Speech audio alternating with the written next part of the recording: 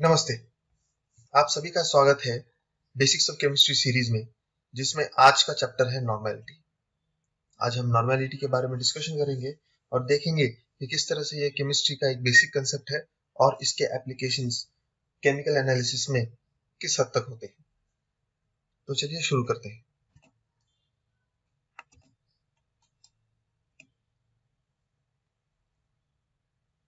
Normality पर बात करने से पहले हम ये देख लेंगे कि अब तक हमने क्या कवर किया है। तो हम सिर्फ टॉपिक्स का एक ब्रीफ इंट्रोडक्शन करेंगे।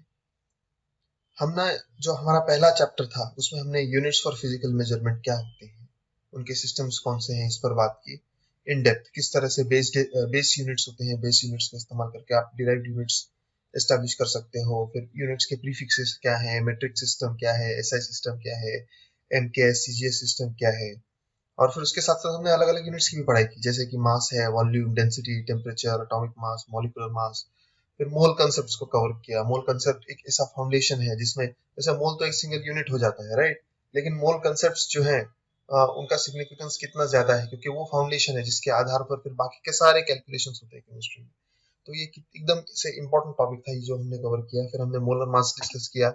मोलर मास के बाद फिर हम गए मास परसेंट ऑफ एन एलिमेंट में, जिसमें जिसमें हमने किसी भी मॉलिक्यूल के अंदर कोई भी एलिमेंट कितना मास कंट्रीब्यूट कर रहा है उसका परसेंटेज कैलकुलेट करते हैं। फिर हमने percentage by weight, percentage by volume जैसे टॉपिक्स हैंडल किए, जो काफी इंपॉर्टेंट है with respect to solutions and different products, specially in pharmaceutical और chemical industry, where a certain purity is expected, certain concentration is expected. कई सारी ऐसी chemical reactions होती हैं, कई सारे इस तरह के प्रोसेसेस होते हैं जिनमें एक पर्टिकुलर कॉन्सेंट्रेशन होना आवश्यक होता है। उस कॉन्सेंट्रेशन के बिना आप जो प्रोसेस करने की कोशिश कर रहे हो वो पूरी नहीं की जा सकती, और इसी वजह से उसमें एग्जैक्टली कितना कॉन्सेंट्रेशन है ये एक्यूरेटली एक्सप्रेस करना बहुत इंपॉर्टेंट होता है। और वही क्वांटिटी एक्सप्रेस करने के लिए परसेंट बाय वेट और परसेंट बाय वॉल्यूम जैसे यूनिट्स को यूज किया जाता है। फिर मोल फ्रैक्शन ऑफ कंपोनेंट की हमने स्टडी की। हमने देखा कि किसी भी सॉल्यूशन के अंदर या किसी भी मिक्सचर के अंदर टोटल नंबर ऑफ मोल्स कैसे होते हैं। उसमें सोल्यूट होता है, सॉल्वेंट होता है, फिर उनका जो सॉल्यूशन बनता है उसके टोटल नंबर ऑफ मोल्स कैसे होते हैं। फिर हर जो कॉन्स्टिट्यूएंट होता है या फिर सोल्यूट होता है, फॉर एग्जांपल, उस सोल्यूट का जो फ्रैक्शन है एज कंपेयर टू सॉल्वेंट, वो कितना होता है। हमने ये देखा किस तरह से अगर एक ही सॉल्यूशन के जितने भी फ्रैक्शंस है सबको अगर हम ऐड कर दें तो हमें 1 मिलता है। इस तरह के सारे कांसेप्ट्स और अंडरस्टैंडिंग हमने एस्टैब्लिश किए। फिर हमने मोलैरिटी और मोलैलिटी दोनों पर डिस्कशन किया।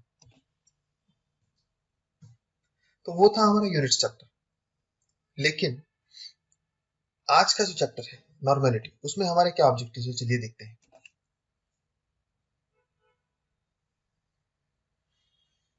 हमारा पहला ऑब्जेक्टिव है नॉर्मेलिटी की डेफिनेशन समझना।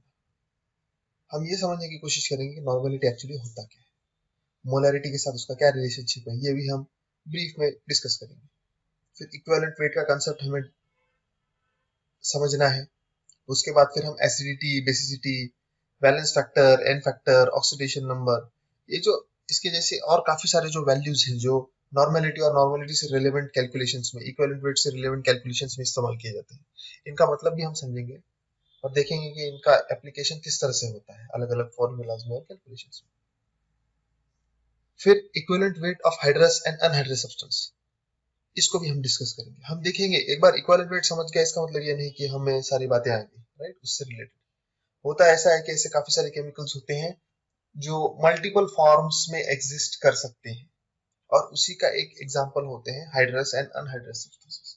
केमिकल स्ट्रक्चर इज सेम, लेकिन कुछ वाटर मॉलिक्यूल्स के साथ इनकॉर्पोरेट हो जाते हैं अलग अलग कारणों की वजह से। तो जब ऐसा होता है तो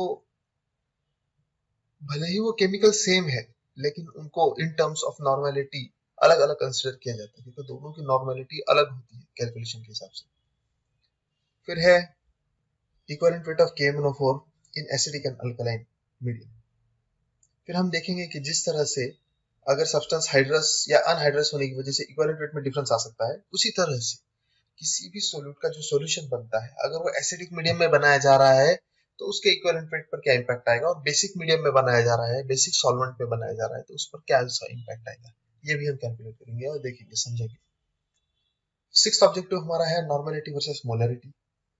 तो हमें नॉर्मेलिटी और मोलैरिटी का जो रिलेशनशिप है उसको एस्टेब्लिश करना होगा। एस्टेब्लिश करने के साथ साथ उस रिलेशन का नेचर समझना होगा और उसके क्या क्या प्रैक्टिकल एप्लीकेशन है उनको भी देखना होगा। और लास्ट होगा relationship between normality and molarity. तो उनके अंदर के जो डिफरेंसेस है वो तो हम समझ जाएंगे, लेकिन सिमिलैरिटीज जो है कि किस तरह से नॉर्मेलिटी का इस्तेमाल मोलैरिटी के लिए और मोलैरिटी का इस्तेमाल नॉर्मेलिटी को डिटरमाइन करने के लिए किया जा सकता है, ये भी हम देखेंगे।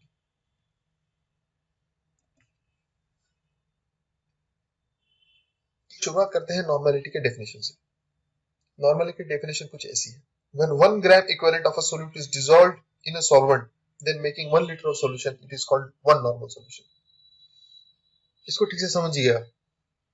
डेफिनेशन क्या कहता है कि अगर आपके पास टोटल अमाउंट जो है एक 1 लीटर सॉल्यूशन है, राइट, किसी भी सॉल्यूशन का टोटल वॉल्यूम आपके पास 1 लीटर है, और उस 1 लीटर को बनाने के लिए अगर उसमें 1 ग्राम इक्विवेलेंट अगर डिसॉल्व किया गया था सोल्यूट के अंदर, सॉल्वेंट के अंदर सोल्यूट का डिसॉल्व किया गया था, तो उसका मतलब ये होगा कि वो सॉल्यूशन वन नॉर्मल है, right. Simple in definition molarity की जैसी है। ग्राम इक्विवेलेंट को निकाल लीजिए और ग्राम मोलर मास को डाल दीजिए, मोलैरिटी का डेफिनेशन मिल जाएगा आपको। तो ये कंसेप्ट सिस्टर कंसेप्ट्स हैं, एक दूसरे के एकदम क्लोजली रिलेटेड है। डिफरेंस है, डिफरेंस क्या है कि वहां पर मोलैरिटी में ग्राम मोलर मास है और नॉर्मेलिटी में क्या है, ग्राम इक्विवेलेंट है।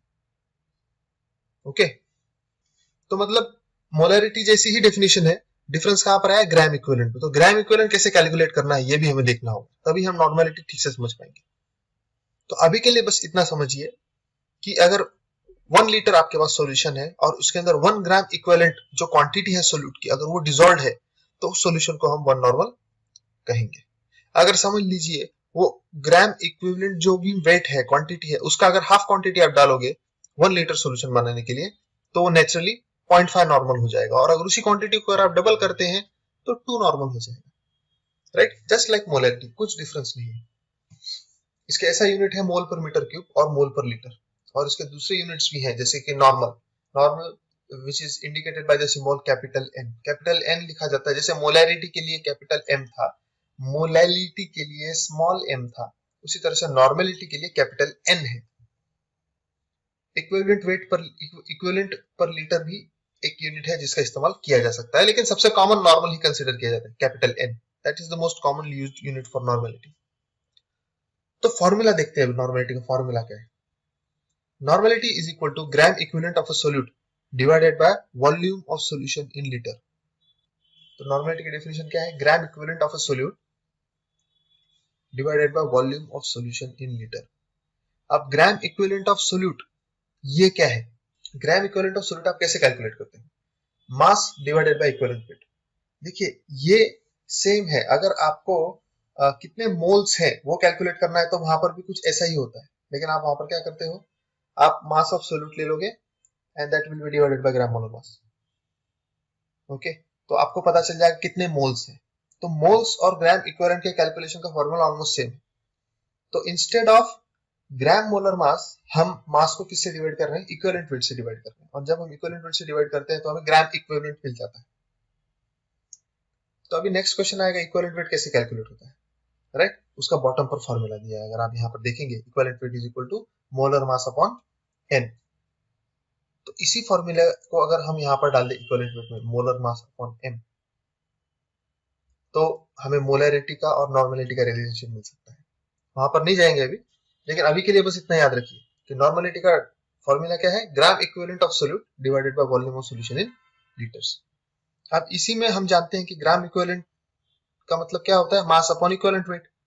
अब मास अपॉन इक्विवेलेंट वेट को सब्स्टिट्यूट कर दीजिए तो आपको ये फॉर्मूला मिल जाएगा, मास of solute divided by equivalent weight multiplied by volume of solution in litre.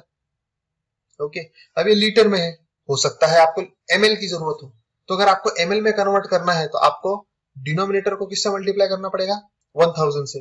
लेकिन अगर डिनोमिनेटर को 1000 से मल्टीप्लाई कर रहे हैं तो इक्वेशन को बैलेंस रखने के लिए आपको न्यूमरेटर के साथ भी मल्टीप्लाई करना पड़ेगा 1000।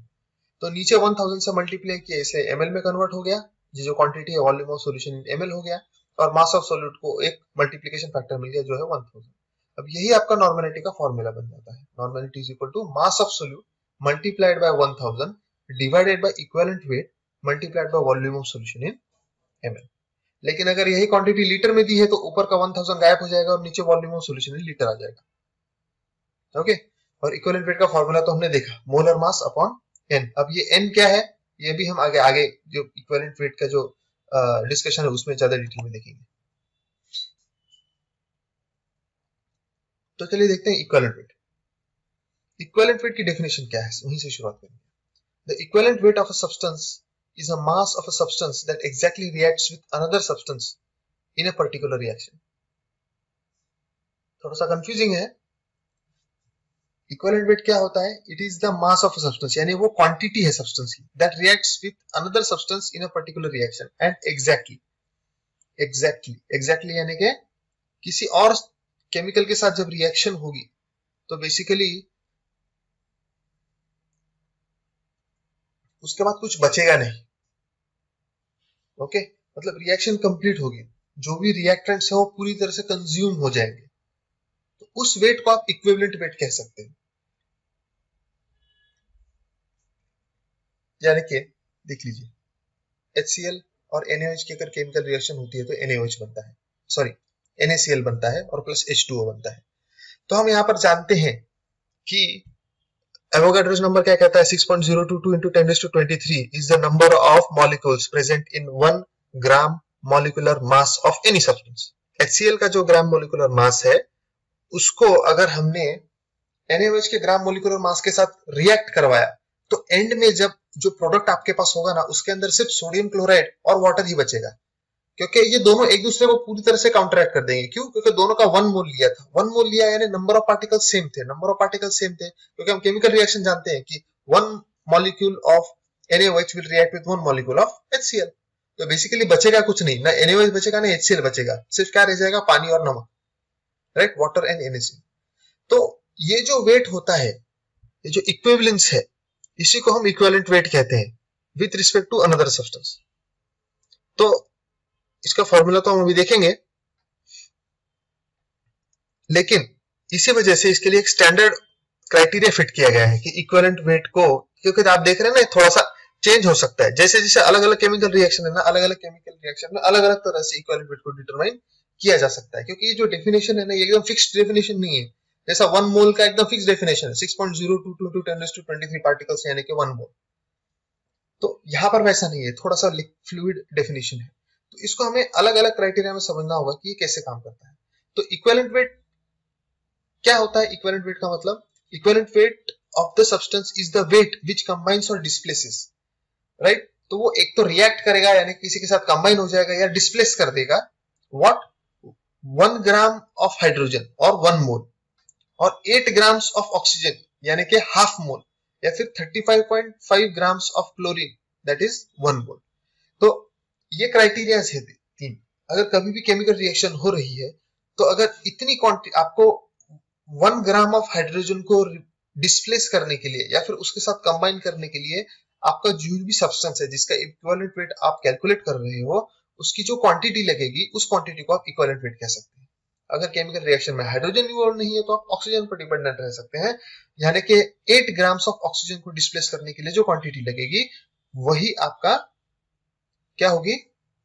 Equivalent weight of the particular substance. अब हम जानते हैं कि ऑक्सीजन का ग्राम एटॉमिक मास कितना है? 16।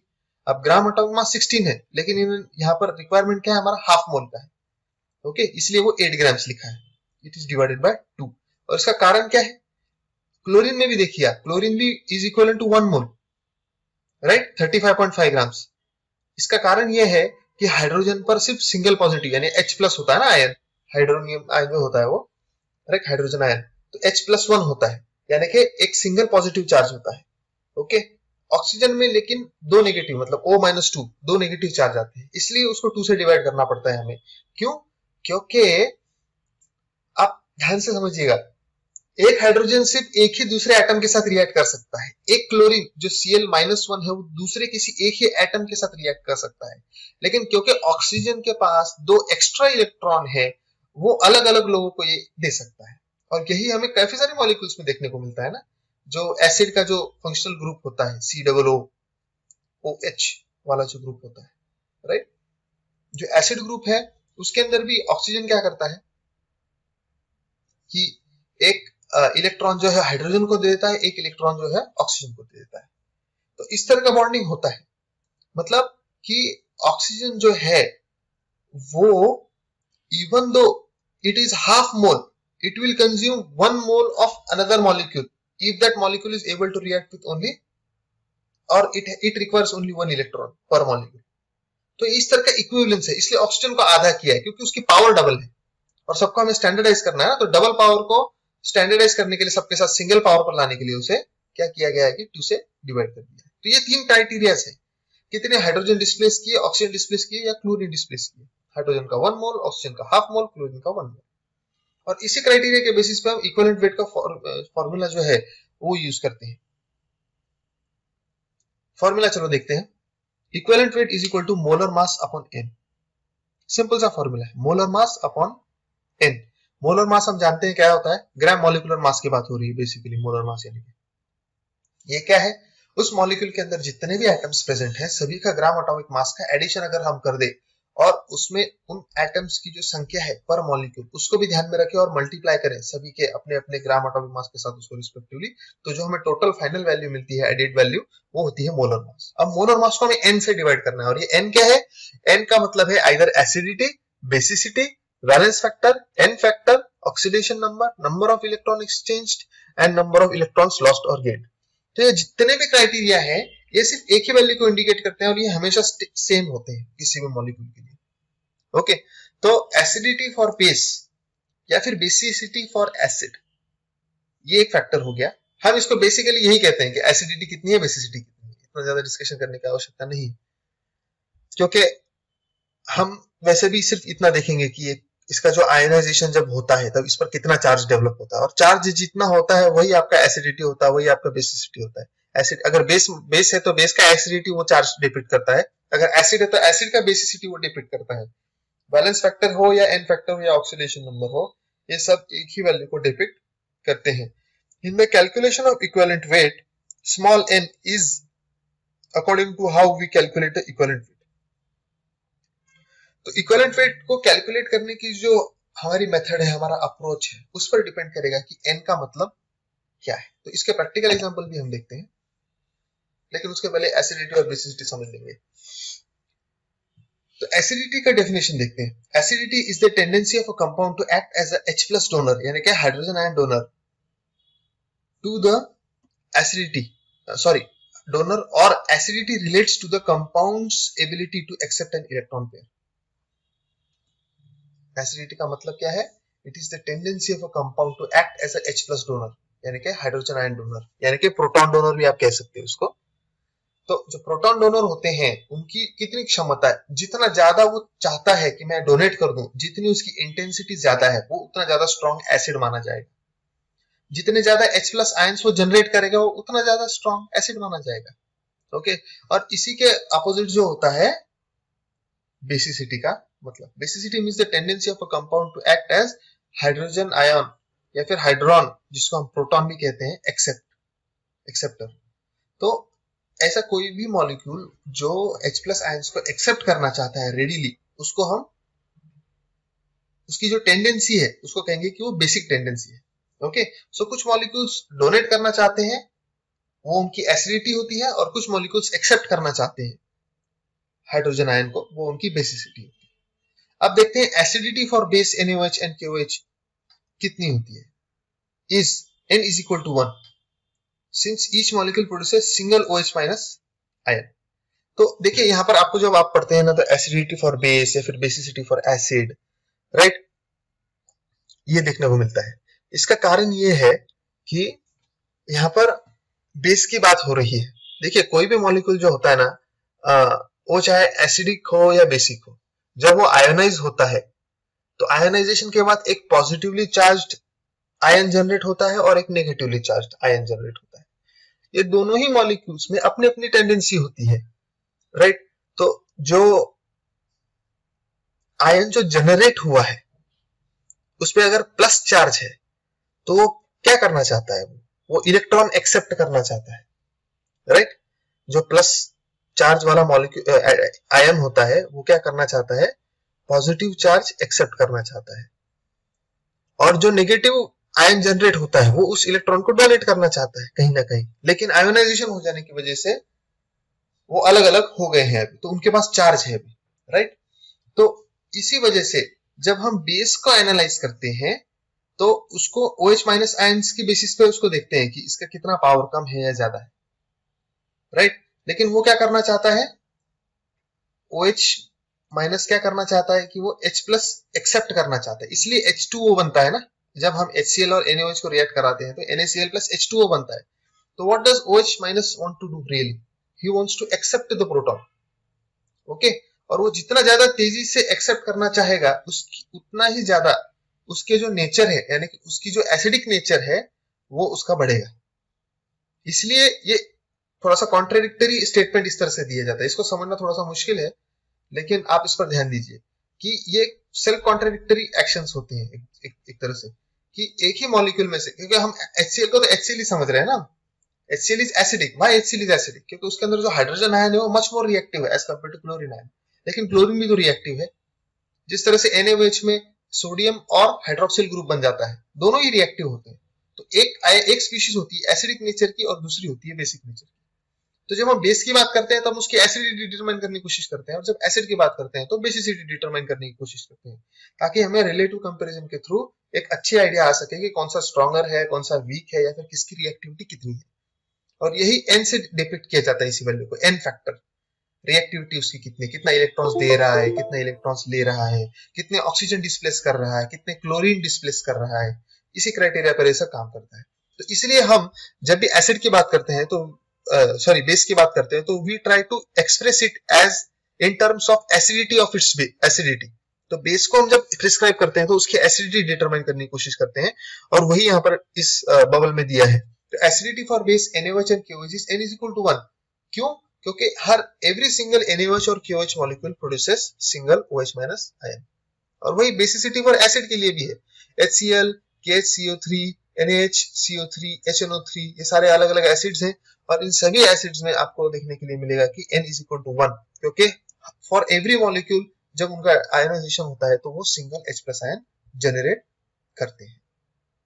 और इसके कुछ और एग्जांपल्स भी हैं, जैसे CH3COOH ले लीजिए आप, n is equal to 1, क्योंकि एक ही सिंगल हाइड्रोजन जनरेट हो रहा है यहाँ पर, राइट। अब H2SO4 ऑक्सैलिक एसिड है, तो इन सभी जो एसिड्स को ये अनहाइड्रस है या हाइड्रस ऑक्सैलिक एसिड है, तो इस जितने भी एसिड्स हैं सभी का n is equal to 2। Why? क्योंकि for every molecule they are producing 2 H plus ions. तो अगर इसमें आपको इक्विवेलेंट वेट कैलकुलेट करना है तो आप क्या करोगे, ग्राम मोलर मास लीजिए, ग्राम मोलर मास को 2 से डिवाइड कीजिए। क्यों? क्योंकि हर मॉलिक्यूल 2 आयन जनरेट कर रहा है जो एक अलग मॉलिक्यूल को टारगेट करेंगे। They can potentially target 2 separate molecules, right. तो इसका मतलब है कि H2O का क्वांटिटी अगर हाफ भी हो और उसको जिसके साथ रिएक्ट किया जा रहा है उस मॉलिक्यूल में सिर्फ n की वैल्यू 1 हो, तो फिर आपको कंपैरेटिवली H2SO4 का क्वांटिटी हाफ लेना पड़ेगा। ये वो डिपेंड करता है, क्योंकि H2SO4 की डबल पावर है। ओके, समझ लीजिए आपके पास 2 लाठियां हैं। एक लाठी है एक लाठी का जी लंबाई है, लेंथ है, वो है 5 मीटर्स, और एक दूसरी लाठी है जिसकी लंबाई है 10 मीटर्स। ओके, तो अगर आपको 10 मीटर्स वाली लाठी को अगर 5 मीटर्स वाली जो लाठी है आपकी स्टिक है उसके इक्वल करना है तो आपको क्या करना पड़ेगा, उसको हाफ करना पड़ेगा। हाफ करोगे तो ही वो इक्वल होगा, वरना इक्वल नहीं होगा, राइट। या फिर अगर आपको वो छोटी लाठी का इस्तेमाल करके आपको अगर बड़ी लाठी जितनी लंबाई कवर करनी है तो आपको क्या करना होगा, वो छोटी लाठी और उसकी जैसी एक और दूसरी छोटी लाठी लाकर उनको आपस में ज्वाइन करना पड़ेगा, तो शायद आपका 10 मीटर्स लॉन्ग स्टिक बन जाए। तो यही क्राइटेरिया एसिड्स में भी यूज हो रहा है, क्योंकि H2SO4 जैसे मॉलिक्यूल्स, ऑक्सैलिक एसिड जैसे मॉलिक्यूल्स 2 हाइड्रोजन आयन जनरेट कर देते हैं, तो they can consume 2 molecules of the other reactant. तो इस वजह से क्या होगा कि सामने वाला, अगर हम सिर्फ ग्राम मोलर मास पर ही अगर हम काम करेंगे तो क्या हो जाएगा कि every single molecule of H2SO4 will consume 2 molecules of some other reactant as long as its n value is 1। अगर उसकी भी n वैल्यू 2 है तो फिर कोई फर्क नहीं पड़ता, लेकिन अगर उसकी वैल्यू 1 है तो फिर ये इस तरह की डिस्क्रिपेंसी जनरेट होगी। और at the end of the chemical reaction क्या होगा कि आपका जो H2SO4 के साथ जो दूसरा रिएक्टेंट है वो पूरी तरह से खत्म हो जाएगा और फिर भी H2SO4 बचा रहेगा। तो एक तो आपका फाइनेंशियल लॉस भी होगा, खर्चा हो रहा है ना, आपका रिएजेंट बच गया, आपकी केमिकल रिएक्शन पूरी नहीं होगी, और जो H2SO4 बच गया है उसकी केमिकल प्रॉपर्टीज की वजह से हो सकता है कि over a period of time आपका जो फाइनल प्रोडक्ट है उसकी भी स्टेबिलिटी पर क्वेश्चन मार्क लग जाए। तो ये सारे ऐसे बहुत सारे क्राइटेरियाज होते हैं जिनकी वजह से इश्यूज आ सकते हैं। इसलिए इक्विवेलेंट वेट का जो कंसेप्ट इतना इंपॉर्टेंट है, और उसी इक्विवेलेंट वेट का जो एप्लीकेशन है वो एसिड्स और बेसिस के जितने भी केमिकल रिएक्शंस होते हैं उनमें किया जाता है, ये इंश्योर करने के लिए कि आपका एसिड और आपका बेस अपनी रिएक्शन कंप्लीट करे और फिर एंड में आपको सिर्फ प्रोडक्ट मिले, रिएक्टेंट का कोई भी ट्रेस वहां पर रहना नहीं चाहिए, और अगर रहता है तो फिर जो भी रेगुलेटरी स्टैंडर्ड है उससे कम होना चाहिए। ये हमारी कोशिश होती है और यही कोशिश हम पूरी कर सकते हैं अगर हम एसिडिटी और बेसिसिटी को ध्यान में रख के और इक्विवेलेंट वेट को प्रॉपर्ली डिटरमाइन करके किस बेसिस पर, एन वैल्यू के बेसिस पर अगर हम कैलकुलेशंस करते हैं तो हम सही सही जान पाएंगे कि किसी भी केमिकल रिएक्शन में हमें कौन से इंग्रेडिएंट की कितनी वैल्यू डालनी है, ओके, कितना मास डालना है। और इसी को उल्टा भी किया जा सकता है। एक बार आपको आउटपुट की आइडिया आ जाए तो फिर आप ये समझ सकते हो कि इस केमिकल रिएक्शन में कौन से इंग्रेडिएंट कितना डाला गया था। तो अननोन वैल्यूज जो होते हैं ना प्रॉब्लम्स में जो हमें फाइंड करने पड़ते हैं, वो इन्हीं रिलेशनशिप्स के बेसिस पर हम कैलकुलेट कर सकते हैं। अब देखते हैं कि इक्विवेलेंट वेट कैलकुलेट किया कैसे जाता है, राइट। तो यहां पर हमारे पास ऑक्सैलिक एसिड का एग्जांपल है। ऑक्सैलिक एसिड के दो वर्जन होते हैं, एक होता है डाइहाइड्रेट और दूसरा होता है अनहाइड्रेट। डाइहाइड्रेट ये वो ऑक्सैलिक एसिड है जिसमें वाटर ऑफ क्रिस्टलाइजेशन आ जाता है, मॉलिक्यूल के साथ वो बॉन्डेड होता है। इसका कारण ये होता है कि कोई भी केमिकल मॉलिक्यूल, आपको याद होगा मैं बार बार यही बात कहता हूँ कि हर केमिकल मॉलिक्यूल का एक ही ऑब्जेक्टिव है कि उसको न्यूट्रल बनना है, और न्यूट्रल बनने के लिए उसको उनके पास जो भी रेजिजुअल एनर्जी है उसको स्पेंड करना होता है। अगर आपके पास पॉजिटिव चार्ज है तो आप इलेक्ट्रॉन को एक्सेप्ट करना चाहते हो ताकि ये डिफरेंस कम हो जाए, और अगर आपके पास इलेक्ट्रॉन ज्यादा है यानी कि नेगेटिवली चार्ज आप हो तो आप उन इलेक्ट्रॉन्स को डोनेट करके चाहते हो, कोशिश करते हो कि आपके पॉजिटिव चार्ज और नेगेटिव चार्ज में जो डिफरेंस है वो खत्म हो जाए ताकि एक न्यूट्रल स्टेट बन सके और एक स्टेबल मॉलिक्यूल बन सके। तो सभी की ये टेंडेंसी होती है और इसी टेंडेंसी की वजह से ऑक्सैलिक एसिड के साथ वाटर के दो मॉलिक्यूल्स अटैच हो जाते हैं। तो इसे हम कहते हैं कि डाइहाइड्रेट, ऑक्सैलिक एसिड डाइहाइड्रेट।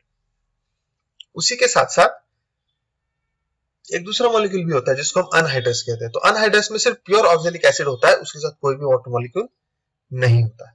तो ये दो एक ही केमिकल के दो अलग अलग टाइप के मॉलिक्यूल्स हैं और इनका ग्राम मॉलिक्यूलर मास हम डिटरमाइन करेंगे। तो हम जानते हैं कि हाइड्रोजन का मास 1 होता है, कार्बन का 12 होता है और ऑक्सीजन का 16 होता है। और ऑक्सैलिक एसिड डाइहाइड्रेट का जो मॉलिक्यूल है उसके अंदर हम क्वांटिटी देख लेते हैं किसकी कितनी है, H2C2O4। तो ऑक्सैलिक एसिड में 2 हाइड्रोजन 2 कार्बन और 4 ऑक्सीजन है, तो 2 हाइड्रोजन का टोटल हो गया 2 multiplied by 1 is equal to 2, 2 carbon का हो गया 2 multiplied by 12 is equal to 24, और 4 ऑक्सीजन का हो गया 4 multiplied by 16 is equal to 64। इसमें भी ऐड करना है दो वाटर मॉलिक्यूल्स को, तो वो क्या हो गया 2 multiplied by 1 for hydrogen plus 16, और इस ब्रैकेट को हम 2 से मल्टीप्लाई करेंगे क्योंकि वाटर के दो मॉलिक्यूल्स हैं। तो इन सब वैल्यूज को जब हम ऐड करते हैं तो फाइनल आंसर हमें मिलेगा 126 ग्राम पर मोल। ओके, ये हमारा ग्राम मॉलिक्यूलर मास हो गया। इसी तरह से अनहाइड्रस का जो ग्राम मॉलिक्यूलर मास है वो है 90। ओके, क्योंकि 2 हाइड्रोजन 2 कार्बन एंड 4 ऑक्सीजन। तो ये 64 हो गया, 64 प्लस 24 प्लस 2, टोटल 90। अब ग्राम मॉलिक्यूलर मास तो हमें आ गया क्योंकि हम जानते हैं कि इक्विवेलेंट वेट को डिटरमाइन करने का जो फॉर्मूला है वो क्या है, आपको ग्राम मॉलिक्यूलर मास को उसकी जो एसिडिटी है या फिर बेसिसिटी है उससे डिवाइड करना होता है। अब हमने देखा कि ये टर्म्स किस तरह से उल्टे यूज किए जाते हैं, राइट। तो जब हम इक्विवेलेंट वेट कैलकुलेट कर रहे हैं किसी एसिड का तो हमें उसकी बेसिसिटी लिखनी होती है, राइट। और जब हम किसी बेस का ग्राम इक्विवेलेंट वेट कैलकुलेट कर रहे हैं तो हमें उसकी एसिडिटी से ग्राम मॉलिक्यूलर मास को डिवाइड करना होता है। तो इक्विवेलेंट वेट का फॉर्मूला देख लेते हैं फॉर ऑक्सैलिक एसिड। वो क्या है, gram molecular mass divided by the basicity of oxalic acid molecule is equal to, gram molecular mass हमने कैलकुलेट किया 126 ग्राम पर मोल, उसको डिवाइड कर दीजिए 2 के साथ, क्योंकि हम जानते हैं oxalic acid is able to generate 2 protons.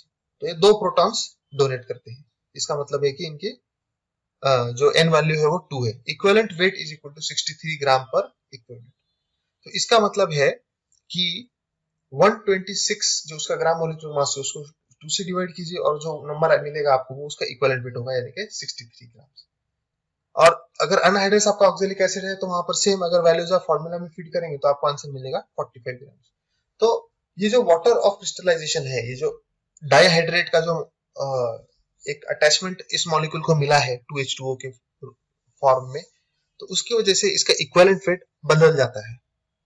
तो आपको इस बात को समझना होगा, क्योंकि देखिए सिचुएशन क्या होगी अगर आप केमिकल रिएक्शन में कौन सा ऑक्जेलिक एसिड डाल रहे हो, इस पर डिपेंड करेगा कि आपकी रिएक्शन कंप्लीट होगी कि नहीं होगी।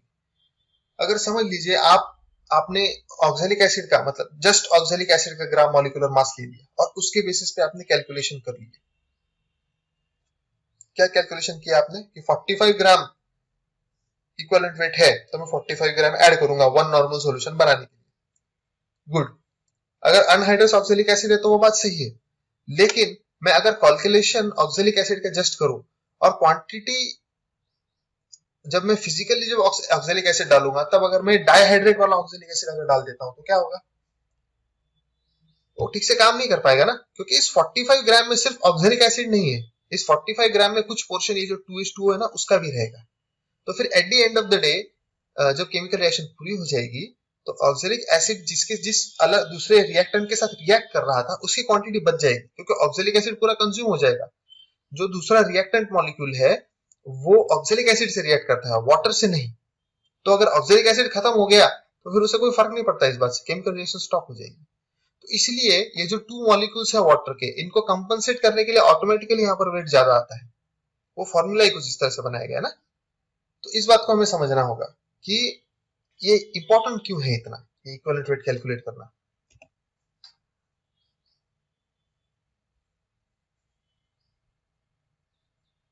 अब वो तो एसिड का इक्विवेलेंट वेट हो गया। अब हम देखते हैं कि एक बेसिक कंपाउंड का इक्विवेलेंट वेट कैसे कैलकुलेट होता है। तो जैसा कि हमने देखा था कि इक्विवेलेंट वेट के फॉर्मूला में अगर एसिड का इक्विवेलेंट वेट डिटरमाइंड हो रहा है तो हम डिनोमिनेटर पे बेसिसिटी लिखते हैं, उसी तरह से बेस का अगर जब इक्विवेलेंट वेट कैलकुलेट कर रहे हैं तो डिनोमिनेटर में एसिडिटी लिखना होता है, उनकी एसिडिटी चेक करनी होती है। तो दो तरह के मॉलिक्यूल्स होते हैं सोडियम कार्बोनेट के भी। एक मॉलिक्यूल है डेकाहाइड्रेट, यानी कि 10 water molecules are attached, water of crystallization उसके साथ अटैच्ड होता है। साथ ही साथ एक अनहाइड्रस भी होता है, मतलब इसमें कोई पानी नहीं है। तो इनका ग्राम मॉलिक्यूलर मास भी अगर हम कैलकुलेट करते हैं तो बेसिक जैसा पिछले स्लाइड पर किया था सेम वही उसी तरीके से यहाँ पर भी कैलकुलेट किया है। हमें टोटल मिला है 286 ग्राम पर मोल डेकाहाइड्रेट के लिए ग्राम मॉलिक्यूलर मास मिला है, जबकि अनहाइड्रस के लिए 106 ग्राम पर मोल। ओके, तो इसी को अगर हम फॉर्मूला में अगर आगे डालते हैं और हम जानते हैं कि सोडियम कार्बोनेट का जो एसिडिटी है वो है 2, तो 2 से डिवाइड कर दीजिए 143 ग्राम पर इक्विवेलेंट मिल जाएगा और 53 ग्राम पर इक्विवेलेंट में आपको अनहाइड्रस के लिए मिल जाएगा। तो कुछ इस तरह से इक्विवेलेंट वेट कैलकुलेट होता है। हमारा जो तीसरा इलस्ट्रेशन है वो है KMnO4 के बारे में। तो equivalent weight of KMnO4 in acidic medium. अब KMnO4 एक ऐसा कंपाउंड है जो उसके मीडियम पर डिपेंड करेगा कि how will it act as an acid और will it act as a base. जिस तरह का एनवायरनमेंट है, जिस तरह का मीडियम है, उस तरह पर उस पर डिपेंड करेगा ये, और उसी तरह से वो रिएक्ट भी करेगा। तो ऑक्सीजन देख लेते हैं, right. Molar mass of KMnO4 कितना होता है पहले ये हमें कैलकुलेट करना होगा। लेकिन अभी देखिए यहाँ पर कैलकुलेशन कौन से बेसिस पे किए जा रहे हैं, बाय ऑक्सीजन। बाय ऑक्सीजन का मतलब है कि ऑक्सीजन डिस्प्लेसमेंट मेथड। आपको याद होगा हमने क्राइटेरिया पढ़ा था स्टार्टिंग में, जब आपको किसी आइटम का इक्विवेलेंट वेट कैलकुलेट करना है तो you evaluate how much quantity of a substance in grams is required to displace half mole of oxygen, यानी कि 8 ग्राम्स ऑफ ऑक्सीजन। तो 8 grams of oxygen is equal to half mole. तो हमारा target यहाँ पर क्या है, हमें ये चेक करना है कि हमें कितना KMnO4 यूज करना पड़ेगा एसिडिक मीडियम में हाफ मोल ऑक्सीजन को डिस्प्लेस करने के लिए। तो ये कैलकुलेशन शुरू करने से पहले हमारे पास कुछ नोन इन्फॉर्मेशन पहले से होनी चाहिए, जैसे कि मोलर मास हमें पता होना चाहिए। तो मोलर मास चलो देखते हैं कितना है KMnO4 का। पोटेशियम का एटॉमिक मास है 39, मैंगनीज का है 55 और ऑक्सीजन का है 16। इन्हीं वैल्यूज को हमने फार्मूला में ऐड कर दिया और हमें ग्राम मोलिकुलर मास मिल गया 158 ग्राम पर मोल। इसका मतलब ये है कि अगर 158 ग्राम्स ऑफ KMnO4 अगर हम टोटल 1 लीटर सॉल्यूशन में अगर डिसॉल्व है तो उसको हम 1 मोलर सॉल्यूशन कहेंगे। ओके, तो इसके बेसिस पर हम एस्टैब्लिश कर सकते हैं रिलेशनशिप। ओके, अब यहाँ पर केमिकल रिएक्शन आपको देखनी है। जब इसको H2SO4 के साथ रिएक्ट किया जाता है तो रिएक्शन कैसे होती है, चलो वो देखते हैं। 2 molecules of KMnO4 will react with 3 molecules of H2SO4 और आपको प्रोडक्ट क्या मिलेगा, K2SO4 plus 2MnSO4 plus 3H2O plus 5O। तो ये जो 5 ऑक्सीजन के जो आयंस है जो बच गए हैं, एटम्स है जो बच गए हैं, ये आपका जो टोटल ऑक्सीजन डिस्प्लेस्ड है, राइट। तो आप जानते हैं कि KMnO4 के दो molecules, they will, what will they do? They will displace 5 moles of oxygen. इसको आप मोल्स के टर्म्स में अगर देखोगे तो 2 moles of KMnO4 will displace 5 moles of oxygen. Okay, तो आपको कंपैरेटिव देखना है। फिर अभी आपके पास एक पहला रिलेशनशिप आ गया रिएक्शन को देखकर कि अगर आपको 5 मोल ऑक्सीजन को डिस्प्लेस करना है तो आपको 2 मोल्स ऑफ KMnO4 कंज्यूम करने पड़ेंगे। तो ये इक्विवेलेंस है, 2 KMnO4 is equivalent to 5 oxygen.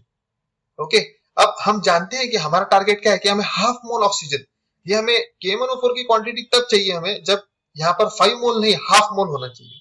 तो हाफ मोल कब आएगा? जब हम इस 5 को डिवाइड कर देंगे उसके डबल क्वांटिटी से 10 से, तो अपने आप यहाँ पर ये बच जाएगा। लेकिन हम रिएक्शन को बैलेंस रखना चाहते हैं, जो इक्विवेलेंस है वो डिस्टर्ब नहीं होना चाहिए। इसलिए जब हम RHS को किसी चीज से डिवाइड करते हैं तो हमें LHS को भी उसी सेम नंबर से, उसी सेम क्वांटिटी से डिवाइड करना होगा। तो हम दोनों साइड को, बोथ साइड्स को हम डिवाइड करते हैं 10 से।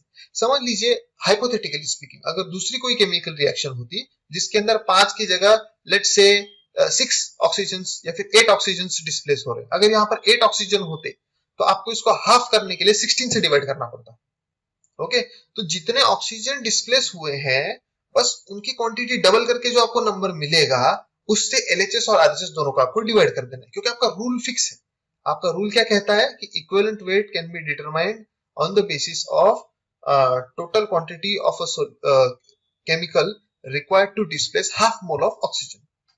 तो जब हम दोनों साइड को 10 से डिवाइड कर देते हैं तो हम आंसर क्या मिलेगा? देखिए 1/5 KMnO4, क्योंकि 2 डिवाइडेड बाय 10 था ना, तो 2 5 20 होता है, तो ये हो गया 1/5 KMnO4 is approx equivalent to 1/2 oxygen. अब 1/2 ऑक्सीजन हम जानते हैं, जब ऐसी कोई भी क्वांटिटी 1/2 मोल ऑक्सीजन को यानी कि हाफ मोल ऑक्सीजन को डिस्प्लेस करती है तो आपको क्या मिलता है? 1 नॉर्मल सॉल्यूशन मिलता है। सेम आपको यहां पर करना है, लेकिन आप जानते हैं कि ऑक्सीजन का ग्राम मॉलिक्यूलर मास कितना है? 16 ग्राम एटॉमिक मास, सॉरी, और KMnO4 का ग्राम मॉलिक्यूलर मास 158 है जो हमने ऊपर कैलकुलेट किया यहां पर। ओके, तो ये जो वेट हमने कैलकुलेट किया है उनको जब हम वैल्यू में फीड कर देंगे इक्वेशन में, उनकी वैल्यू जब हम इक्वेशन में फीड कर देंगे तो हमें क्या मिलेगा? 31.6 ग्राम पर मोल KMnO4 इज इक्विवेलेंट टू 8 ग्राम पर मोल ऑफ ऑक्सीजन। ये इक्विवेलेंस एस्टैब्लिश हो गया क्योंकि 158 को हमने 5 से डिवाइड कर दिया, 16 को 2 से डिवाइड कर दिया। तो रूल के हिसाब से हमें 8 ग्राम पर मोल मिल गया इधर जो डिस्प्लेस हो रहा है, और उसको डिस्प्लेस करने के लिए कितना क्वांटिटी लगा KMnO4 का? 31.6 ग्राम। तो इक्विवेलेंट वेट जो है KMnO4 का वो अपने आप 31.6 ग्राम हो जाएगा। लेकिन आप एक बात को समझिए कि ये सिर्फ इसी केमिकल रिएक्शन के लिए है। जिस तरह से ये नंबर ऑफ ऑक्सीजन जो डिस्प्लेस हुए वो बदलेगा तो उस हिसाब से KMnO4 का इक्विवेलेंट वेट भी चेंज होगा with respect to that chemical reaction. और यही हम बेसिक मीडियम में देखेंगे, क्योंकि अगला जो हमारा ये है स्लाइड है उसमें हम बेसिक मीडियम में देखेंगे कि KMnO4 कैसे रिएक्ट करता है। तो जैसे सिचुएशन बदलती है उस वजह से उसका इक्विवेलेंट वेट भी बदल जाएगा, क्योंकि ये इक्विवेलेंट वेट है ना, नाम नहीं दिया इक्विवेलेंट। इक्विवेलेंट माने क्या? बराबरी से। तो बराबरी कब होगी? जब आप सामने वाली कोई क्वांटिटी है उसके साथ कंपेयर करोगे अपने आप को। तो ये रिलेटिव मेजरमेंट है एक तरह का, और रिलेटिव मेजरमेंट की जो क्वांटिटी होती है वो हमेशा चेंज होती है। जैसे एक वैल्यू चेंज होगी जैसे दूसरी, वो directly proportional, inversely proportional relationships होते हैं ना, उनकी तरह ये चलता है। तो KMnO4, तो ये एक तरीका हो गया बाय ऑक्सीजन डिस्प्लेसमेंट मेथड। अब इलेक्ट्रॉन्स जो एक्सचेंज हो रहे हैं उनके बेसिस पर भी आप इक्विवेलेंट वेट कैलकुलेट कर सकते हो, राइट। तो एसिडिक मीडियम में हम जानते हैं कि KMnO4 acts as an oxidizer in acidic medium. वो क्या करता है? इलेक्ट्रॉन जो है KMnO4 एक्सेप्ट करता है, और ऐसा कोई भी अगर केमिकल है जो इलेक्ट्रॉन्स एक्सेप्ट करता है तो उसको ऑक्सीडाइजर कहा जाता है, यानी कि ऑक्सीडाइजिंग एजेंट कहा जाता है। और अगर वो सामने वाले को वो ऑक्सीडाइज, क्योंकि उसकी जो केमिकल प्रॉपर्टीज कुछ ऐसी होती हैं कि वो दूसरे को इलेक्ट्रॉन डोनेट करने के लिए फोर्स करता है, तो ऐसे एजेंट्स को हम ऑक्सीडाइजिंग एजेंट्स भी कहते हैं। तो एसिडिक मीडियम में KMnO4 इलेक्ट्रॉन को खींच लेता है किसी और के, गेन करता है, और गेन करने की वजह से ही हम उसको ऑक्सीडाइजिंग एजेंट कहते हैं। तो केमिकल रिएक्शन पर चले जाएंगे। MnO4 minus single negative charge है plus 8H plus 4 sorry 8 hydrogen ions है प्लस 5 इलेक्ट्रॉन्स जब कंबाइन होता है वो सामने वाले से ले लेता है तो Mn2 प्लस मिलेगा हमें मैंगनीज प्लस 4H2O। तो यहाँ पर 5 इलेक्ट्रॉन्स टोटल गेन हुए हैं इस केमिकल रिएक्शन में। और हम जानते हैं कि ये 5 इलेक्ट्रॉन्स जो गेन हुए ये क्या है, बेसिकली n वैल्यू है, क्योंकि हमने देखा था n वैल्यू के कितने सारे मीनिंग है। तो बस ग्राम मोलिकुलर मास को इससे डिवाइड कर दीजिए 5, जो यहाँ पर भी हमने किया है, राइट। जैसे ही आपने डिवाइड किया आपका आंसर मिल गया 31.6 ग्राम पर इक्विवेलेंट, तो सेम। तो दोनों मेथड से आप कैलकुलेट कर लीजिए, आपकी n वैल्यू जो है वो स्टेबल है, n वैल्यू स्टेबल है, इसका मतलब है कि आप कोई भी मेथड यूज कर लो उससे आपको सेम ही आंसर मिलेगा। अब देखते हैं कि KMnO4 अल्कलाइन मीडियम में यानी कि बेसिक मीडियम में किस तरह से रिएक्ट करेगा। यहाँ पर भी हम इसका इक्विवेलेंट वेट कैलकुलेट करने के लिए क्या कोशिश करेंगे कि oxygen by oxygen displacement method और फिर बाय इलेक्ट्रॉन्स मेथड कितने इलेक्ट्रॉन्स गेन किए उससे हम कैलकुलेट करेंगे। ओके, तो चलिए शुरू करते हैं हमारा ऑक्सीजन डिस्प्लेसमेंट मेथड से इक्विवेलेंट वेट कैलकुलेशन का प्रोसेस। तो सबसे पहले पिछले स्लाइड की तरह ही हम इधर भी ग्राम मोलिकुलर मास कैलकुलेट करेंगे। क्यों? क्योंकि हम जानते हैं इक्विवेलेंट वेट का फॉर्मूला क्या है, gram molecular mass divided by n। n तो हमें पता नहीं है लेकिन ग्राम मोलिकुलर मास तो हम कैलकुलेट कर सकते हैं। तो शुरुआत वहीं से करेंगे। पहले हम जानते हैं कि पोटेशियम का एटॉमिक मास 39 है, मैंगनीज का 55 है, ऑक्सीजन का 16 है। वैल्यूज को ऐड कीजिए तो आपको आंसर मिल जाएगा 158 ग्राम पर मोल। अब इसी वेट को अगर हम फॉर्मूला में आगे यूज करें तो हमें इक्विवेलेंट वेट कैलकुलेट करने में मदद मिलेगी। केमिकल रिएक्शन किस तरह से होगी अभी अल्कलाइन मीडियम में है, देखिए क्योंकि सराउंडिंग चेंज हो गया है। KMnO4 जब एसिडिक मीडियम में था तब वो क्या करना चाहता था कि इलेक्ट्रॉन्स गेन करना चाहता था, लेकिन अब वो अल्कलाइन मीडियम में आ गया है तो जैसे उसका सराउंडिंग चेंज हो गया तो जरूरी नहीं है कि उसकी जो इंटेंसिटी है इलेक्ट्रॉन्स एक्सेप्ट करने की या फिर ऑक्सीजन डिस्प्लेस करने की वो वैसी की वैसी रहेगी, उसमें चेंजेस आ सकते हैं। ओके, जिस तरह से अगर आप फ्रेंड्स हो, है ना, दोस्तों का एक ग्रुप है, तो जब वो ट्रैवल कर रहे हैं तो आपस में काफी अच्छी अच्छी बातें करते हैं ना, एंजॉय करते हैं ना, गाने गाएंगे वगैरह वगैरह जैसी बातें होंगी। लेकिन अगर अजनबी लोग बस में बैठे तो क्या वो गाना गाते हैं? नहीं गाते हैं गाना। तो एज लॉन्ग एज, क्योंकि वहां पर वो एटमोस्फियर नहीं होता है ना, नोबडी नोज एनीवन, उनकी कंपैटिबिलिटी नहीं होती है। तो यही पॉइंट है कि जब आप दोस्तों के साथ होते हो, फेमिलियर एनवायरनमेंट में होते हो या फिर ऐसे एनवायरनमेंट में होते हो जो आपके लिए नर्चरिंग है, सपोर्टिव है, तो आपकी एक्टिविटी बढ़ जाती है। और जब वो सपोर्टिव नहीं होती है तो आपकी एक्टिविटी अपने आप कम भी होती है। सेम यहाँ पर भी है। KMnO4 के लिए जो सपोर्टिव एसिडिक मीडियम था वो चला गया तो इमीडिएटली अल्कलाइन मीडियम में अगेन सिचुएशन बदल जाएगी, राइट। तो जैसे जैसे एनवायरनमेंट बनेगा उसी तरह से KMnO4 का जो रिएक्टिविटी है या फिर बिहेवियर है, केमिकल रिएक्टिविटी या फिर केमिकल बिहेवियर, वो भी चेंज होगा। तो देखते हैं कि यहाँ पर केमिकल रिएक्शन जब हम अल्कलाइन मीडियम में, अल्कलाइन मीडियम की बात रही है यानी कोई बेसिक कंपाउंड चाहिए, बेसिक कंपाउंड NaOH है हमारा जो इसका फेमस है, राइट, सबसे कॉमनली यूज बेसिक, तो उसी को कहेंगे हम एक तरह से। तो 2KMnO4 प्लस 2NaOH ये केमिकल रिएक्शन होगा। तो यहाँ पर इसका मतलब क्या है कि KMnO4 के दो मॉलिक्यूल्स NaOH के दो मॉलिक्यूल्स के साथ रिएक्ट करेंगे और प्रोडक्ट क्या बनेगा 2KOH plus 2MnO2 plus Na2O plus 3O। तो यहाँ पर 3 ऑक्सीजन डिस्प्लेस हुए हैं। ओके, और तो पिछली स्लाइड की तरह हम यहाँ पे इक्विवेलेंस बना दिया हमने कि जब KMnO4 के 2 मॉलिक्यूल स्पेंड होंगे, 2 कंज्यूम होंगे 2 मोल्स, तो ऑक्सीजन के 3 मोल्स लिबरेट होंगे, डिस्प्लेस होंगे। तो इसी इक्विवेलेंस को हमने यहाँ पे एस्टेब्लिश कर लिया। अब हमने जैसे कि कहा था कि ऑक्सीजन का हाफ मोल चाहिए हमें। हाफ मोल कब आएगा? तो 3 मोल्स को अगर हम 6 से डिवाइड करते हैं तो हाफ मोल में कन्वर्ट होगा। अब LHS को, RHS को अगर डिवाइड कर रहे हैं तो आपको LHS को भी डिवाइड करना पड़ेगा। इसलिए what we will do, divide both sides by 6। तो जैसे ही आप ये करोगे तो इक्वेशन कुछ ऐसा हो जाएगा, 1/3 KMnO4 is equivalent to half mole of oxygen. अभी जो हाफ मोल ऑफ ऑक्सीजन है और 1/3 मोल्स ऑफ KMnO4 है, इसमें अगर हम ग्राम मोलिकुलर मास को सब्स्टिट्यूट करते हैं तो हमें 1/3 मल्टीप्लाइड बाय 158 यानी कि 158 डिवाइडेड बाय 3 और 16 डिवाइडेड बाय 2 ये वैल्यूज मिल जाएगी। और सिंपलीफाई करेंगे तो 52.67 ग्राम पर मोल KMnO4 इज इक्विवेलेंट टू 8 ग्राम मोल पर ऑक्सीजन, जो हमारा इक्विवेलेंट वेट कैलकुलेट करने का क्राइटेरिया है, राइट। उसके बेसिस पर हमें पता चल जाएगा कि 8 ग्राम को डिस्प्लेस 8 ग्राम पर मोल ऑक्सीजन डिस्प्लेस करने के लिए 52.67 ग्राम KMnO4 की आवश्यकता है अल्कलाइन मीडियम में। इसका मतलब है उस सिचुएशन में उसका इक्विवेलेंट वेट हो गया KMnO4 उसका इक्विवेलेंट वेट हो गया KMnO4 का 52.67 ग्राम पर मोल। ऑक्सीडेशन की भी सेम स्टोरी है। जब ऑक्सीडेशन नंबर जिसको हम कहते हैं, ऑक्सीडेशन नंबर यानी मतलब क्या है, ये कितने इलेक्ट्रॉन्स अट्रैक्ट करेगा, खींचेगा, कंज्यूम करेगा। ओके हमेशा याद रखिएगा ऑक्सीडेशन और रिडक्शन क्या होता है।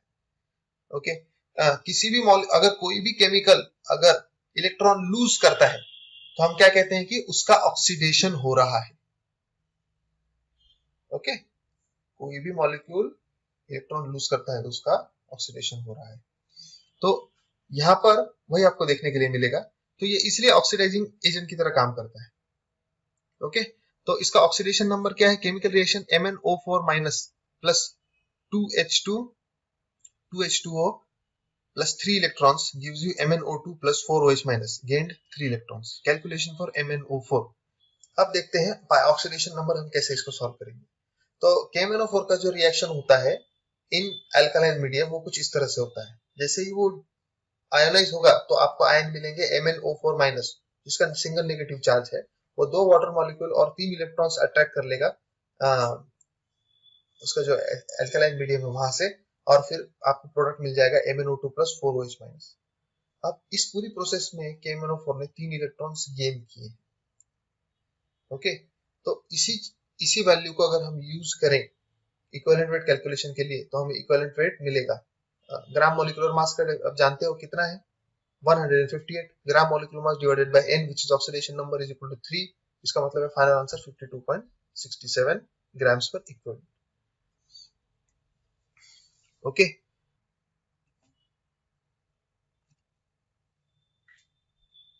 Equivalent weight of commonly used chemicals को हम देखते हैं। Name of substance, molecular formula, molecular weight, n value जो है यानी कि ऑक्सीडेशन नंबर आप इसको कह सकते हैं, आप इसको एसिडिटी या बेसिसिटी भी कह सकते हैं, depending on the molecule it's nature will change your equivalent weight.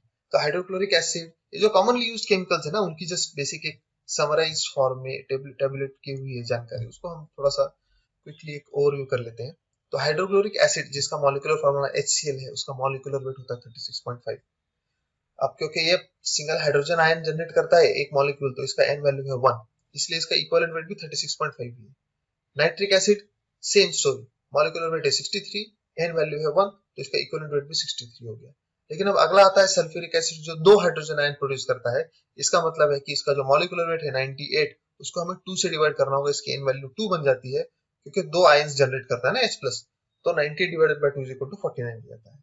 Similarly आप बाकी सारे जितने लिस्ट में दिए हैं उनको आप अच्छे से देख सकते हैं, आपको यही बात सच मिलेगी। जैसे अभी फॉर एग्जांपल यहाँ पर पोटेशियम डाइक्रोमेट ले लेते हैं K2Cl2O7, 294 ग्राम मॉलिक्यूलर मास है, डिवाइड कर दीजिए n से 6 है तो आपको फाइनल आंसर मिल जाएगा 49। तो इसका इक्विवेलेंट वेट कितना है 49। इसका मतलब है कि किसी भी 1 मोल का जो कंपाउंड है जिसकी n वैल्यू 1 है उसके साथ अगर आपको पोटेशियम डाइक्रोमेट रिएक्ट करवाना है तो आपको 49 ग्राम्स यूज करना होगा। अगर सामने वाला मॉलिक्यूल अगर ये बन जाता है क्या कहते हैं उसे 2 मोल्स तो फिर 49 को आपको डबल करना होगा। अगर वो मतलब उसकी क्वांटिटी जैसे कम ज्यादा होगी उसी हिसाब से आपको आपका इक्विवेलेंट वेट भी कम ज्यादा करना पड़ेगा। सॉरी इक्विवेलेंट वेट उतना ही रहेगा, आपको क्वांटिटी कम ज्यादा करनी पड़ेगी इक्विवेलेंट वेट के बेसिस पे। यानी कि दूसरा रिएक्टेंट अगर डबल होता है तो 49 डिवाइडेड बाय मल्टीप्लाइड बाय 2 करना होगा। अगर उसकी क्वांटिटी आधी हो जाती है तो आपको 49 के साथ भी वही करना होगा। तो सामने जो अपोजिंग वैल्यू है क्वांटिटी की वो जैसे चेंज होती है सेम प्रोपोर्शन में आपको आपका इक्विवेलेंट वेट जो आपने कैलकुलेट किया है उसमें भी चेंजेस करने होंगे केमिकल रिएक्शन एग्जीक्यूट करते हुए। तो इतनी इंफॉर्मेशन हमें मिल गई। हमने इक्विवेलेंट वेट कैसे कैलकुलेट करते हैं वो देख लिया, ग्राम मॉलिक्यूलर मास कैसे कैलकुलेट करते हैं वो देख लिया, एन वैल्यू कैसे कैलकुलेट होती है वो भी देख लिया, ऑक्सीजन डिस्प्लेसमेंट मेथड से देख लिया, इलेक्ट्रॉन डिस्प्लेसमेंट मेथड से देख लिया, ऑक्सीडेशन नंबर के बेसिस पर हमने देख लिया। तो ये जो सारे तरीके हैं इनमें से हमें वो सारी जानकारी मिल जाएगी जो किसी भी केमिकल के नॉर्मेलिटी कैलकुलेट करने में काम आती है। तो अब हम देखेंगे कि नॉर्मेलिटी एक्चुअली की कैसे जाती है कैलकुलेट। फॉर्मूला तो हमने देखा है लेकिन अब हम उसका इलस्ट्रेशन भी देखते हैं। तो पहला प्रॉब्लम है 5 litre solution contains 4 gram of NaOH, then find और calculate the normality of this solution. तो मोलर मास हम जानते हैं NaOH का 40 होता है, राइट। तो equivalent weight of NaOH is equal to molar mass of NaOH divided by acidity. उसकी एसिडिटी कितनी है, क्योंकि NaOH एक single OH minus ion generate करता है, फिर single Na plus ion generate करता है, तो इसका मतलब उसकी एसिडिटी हो गई 1। ओके, अब मोलर मास तो भी पता है हमें, तो is equal to equivalent weight कितना हो गया NaOH का 40 ग्राम। अब नॉर्मेलिटी की डेफिनेशन हमें पता है, मास of solute divided by equivalent weight multiplied by volume of solution in litre. तो 5 लीटर हमें पता है। मास ऑफ सोल्यूट भी हमने कैलकुलेट किया, इट्स 4 ग्राम, और इक्विवेलेंट वेट भी हमने कैलकुलेट किया जो है 40 ग्राम पर इक्विवेलेंट। सभी वैल्यूज को अगर इक्वेशन में फिट कर देंगे तो 4 डिवाइडेड बाय 40 मल्टीप्लाइड बाय 5 आपको मिलेगा, जिसको सॉल्व करने के बाद आपको फाइनल आंसर मिलेगा 0.02 नॉर्मल। तो कुछ इस तरह से नॉर्मेलिटी कैलकुलेट की जाती है। अब हम आ गए हैं इंपॉर्टेंट पॉइंट पर, ये भी काफी इंपॉर्टेंट है, नॉर्मेलिटी वर्सेस मोलरिटी। नॉर्मेलिटी और मोलरिटी को हम कैसे डिस्टिंग्विश करेंगे आपस में, तो उसके लिए स्क्रीन पे ध्यान दीजिए। तो टोटल कुल मिलाकर 4 डिस्टिंग्विशिंग पॉइंट्स हैं, वो क्या है देखते हैं। पहले है normality is 1 gram equivalent of solute plus solvent to make 1 litre of solution. Okay, तो नॉर्मेलिटी में क्या होता है कि 1 ग्राम इक्विवेलेंट ऑफ सोल्यूट लेते हैं हम, और फिर सॉल्वेंट का इस्तेमाल करके टोटल 1 नॉर्मल सॉल्यूशन बनाते हैं by making up the volume up to 1 litre. Molarity में भी सेम है, लेकिन 1 ग्राम इक्विवेलेंट की जगह 1 ग्राम मोल ऑफ सोल्यूट लिया जाता है, बस इतना ही डिफरेंस है। सेकंड पॉइंट है सिंबल। नॉर्मेलिटी को इंडिकेट करने के लिए कैपिटल N यूज होता है, और मोलरिटी को इंडिकेट करने के लिए कैपिटल M यूज होता है। थर्ड पॉइंट ऑफ डिस्टिंग्विशिंग है विद रिस्पेक्ट टू यूनिट। तो नॉर्मेलिटी की यूनिट्स कैसे हैं, कैपिटल N यानी कि नॉर्मल, देन मोल पर लीटर, इक्विवेलेंट पर लीटर, इक्विवेलेंट पर डेसीमीटर क्यूब। वहीं पर मोलरिटी यूनिट्स के लिए क्या होता है, कैपिटल M, मोल पर लीटर, देखिए मोल पर लीटर सेम है दोनों में, मोल पर डेसीमीटर क्यूब और मोल पर मीटर क्यूब, दोनों ही सिचुएशंस में इसको यूज किया जाता है। फिर फोर्थ पॉइंट है नॉर्मेलिटी फॉर्मूला। नॉर्मेलिटी का जो फॉर्मूला है वो है मास of solute divided by equivalent weight multiplied by volume of solution in litre. तो मोलरिटी में सब सेम है, सिर्फ इक्विवेलेंट वेट की जगह पे मोलर मास आ जाता है। तो ये दोनों एकदम एक तरह से सिस्टर कॉन्सेप्ट्स हैं, एक दूसरे के साथ ही चलते हैं।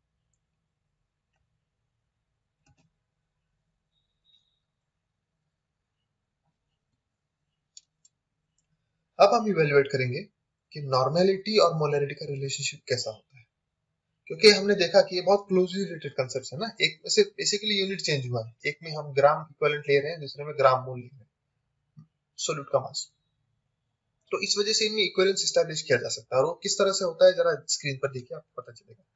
नॉर्मेलिटी का फॉर्मूला हम सबको पता है, मास of solute divided by equivalent weight multiplied by volume of solution in litres.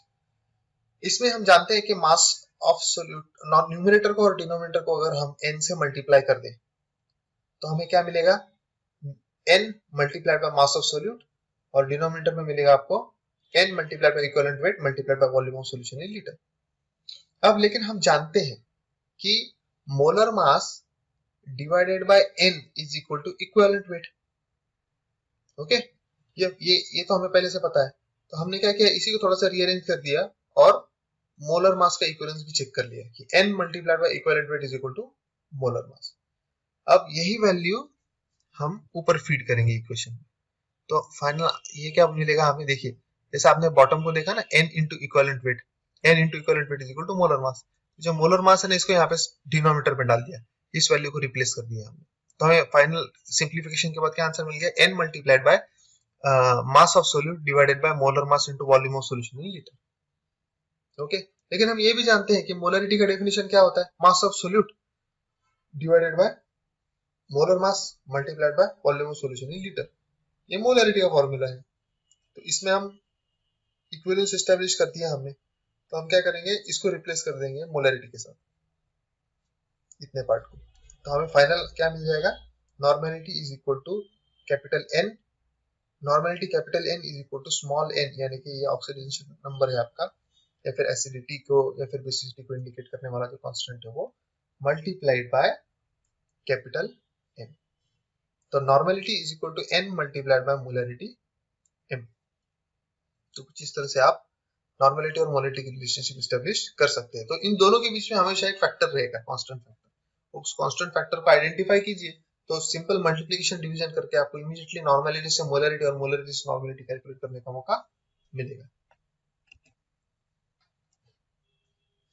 तो ये था हमारा नॉर्मेलिटी का सेशन। इस सेशन अटेंड करने के लिए बहुत बहुत धन्यवाद। और मैं आशा करता हूँ कि हमारा जो अगला सेशन होगा बेसिक्स ऑफ केमिस्ट्री सीरीज में, उसको आप जरूर अटेंड करेंगे। Thank you very much.